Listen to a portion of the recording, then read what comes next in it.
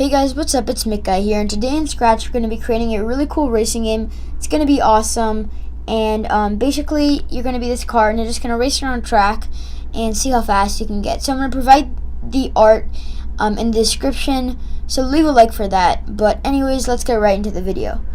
So as I just said, I put the art in a Drive kind of link. So all I'm going to do is just press this upload button and then simply click this car and press open. And then in that, I'm going to go into when flag is clicked, forever, and then drag it into if else.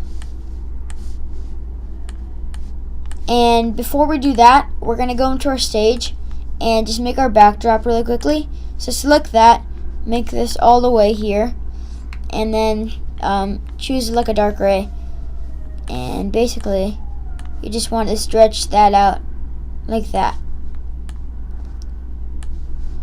just so that it touches all the different edges. And then we're going to choose the nice green and just color in the rest. And then like I'm going to do, I'm going to add some yellow marks for the it's not just me, but on the tracks they have these lines, I think, to separate which way you're going. So I'm going to add that with the line tool, and I did a really bad job at that, so I'm going to make it a little bit better. But obviously I'm just doing this for the sake of the tutorial. If I were to actually make a game out of this, I would spend a lot more time, because you need good art to make a good game. So then all you want to do is shrink this guy a lot, just so it's like that, and delete your scratch cat. And then go into scripts and drag in, we already did this part, so then go into operators and say not, and then go into sensing and drag into touching, and then grab this green right here. Okay, so it says if you're not touching the green color, then you want to drag it in if, and then in that if you want to do sensing, and you want to do key up is pressed. Then in that you want to go into control, drag in an if, and then in that you want to go into operators, drag in a less than, and then make a new variable, go into data, and we're going to call this one speed. So all you want to do is, if speed is less than 6, which is going to be its max limit, then change speed by 0.5. And then you're going to duplicate this and say if down arrow is pressed. Then all you want to do is change this to -6 and then say -0.3, because in our game you're not going to be able to go fast as you go forward. So if you go forward at full speed, it's going to be faster than if you go backward at full speed. So then just right click on this one and duplicate it, put in your if, and then make this like 0.1, and then the one below that, just make it -0.7. Oh, -0.07. 0.07. Yeah, okay. So basically this is just saying if you're touching the color green, then go slower, but if you're not, go regular speed. So also with that, we're going to go into events and drag in one flag clicked. And then go into forever and simply say, go into motion and drag in a move. Then inside the data, you're going to say move speed steps. But also you want to set speed to, drag in the speed, go into operators, drag in a multiplication, and you can scroll over just a bit and say 0.95. So now you can see that it actually goes. It's pretty cool. So yeah. Alright, but you can't really turn in this game, and you start in this really weird position. So all we're going to do is go into our stage, and then, or actually make a new sprite, and all it's going to be is this little black line, like that, and drag that right there. Perfect. And then we can extend it a bit this way and a bit this way. And that looks perfect. Alright, so basically all you want to say is when flag is clicked, go into motion, say go to, and then obviously sprite 1, which is the line, say go to front, and also with that, you want to point in direction 90. Alright, and then set speed to 0. So now, you can do this, and you can see we go slower and we go on the green, which is what we want, which is perfect. So then in forever, we want to say, also with that, go into control, drag in an if, go into sensing, drag in a key pressed, and we can drag this up a little bit here, use the right one and duplicate that and make it the left one. And then in the right one, you want to go right 5 degrees, or in the left one, you want to go left 5 degrees. Alright, so then you get this cool little car that goes around, and it's really easy right now because I can basically just control it. So in order to fix that, we're going to make our car a little bit bigger because we don't want it to be too easy. We want them to hit some green. And it's still pretty easy, but we can add different tracks later on, and you guys can do that if you want to, but I like this size for the car.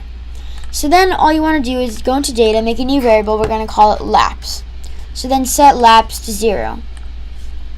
Alright, so in laps, we're going to go into we're going to clean this up and go into events and drag in a when flag clicked and say forever.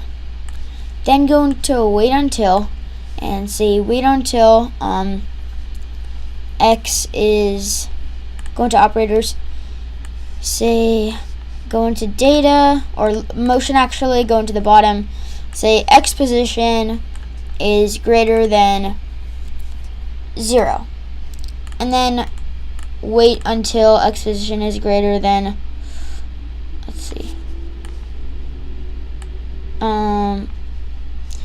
210, and then wait until Y position, or actually we can just duplicate the first one and take out that one.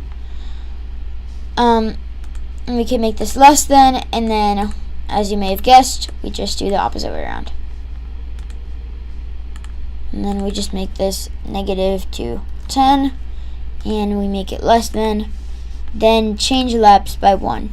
So all this is saying is you have to wait until we mark these checkpoints, which is 1 right here, 1 right here, 1 right here, and then 1 right here, and then I'll add a lap. Because technically what you could do if we didn't add this, to get laps, you could literally just go here, then just go around and go in. But now what you have to do is you actually have to go through everything, and then only then, if this works, you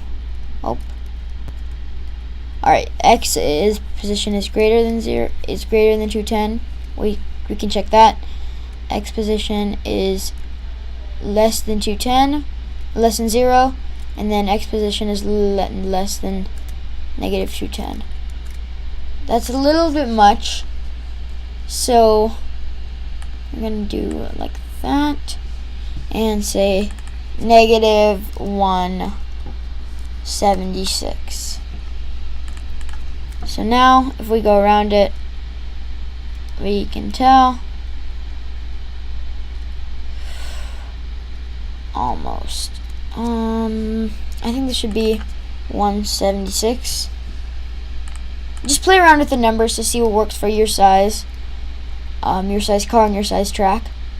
And I think this one will work. Alright. So then just do that. What I did is I just switched the order, so now you can see it's a little bit different.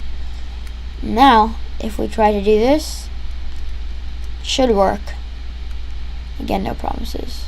Yep, it works. Alright. So now we're going to make a time, right?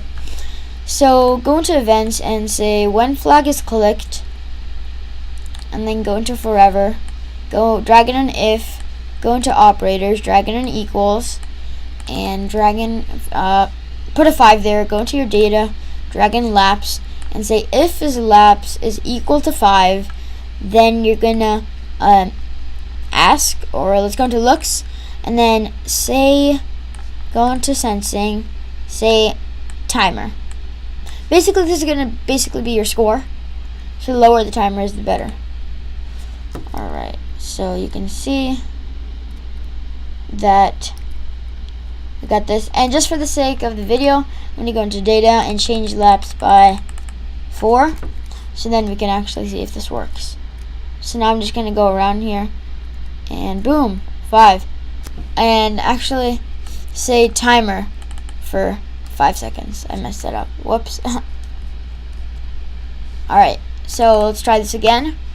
Change laps by, and then you can see we got 4.15. Anyways, thanks for watching. Sorry I didn't post in a while. I had finals and a lot of big projects due at school, but I hope to bring you guys some new content over the summer, which is really soon, about 2 weeks for me. Anyways, thanks for watching. I'll see you guys next time, and peace.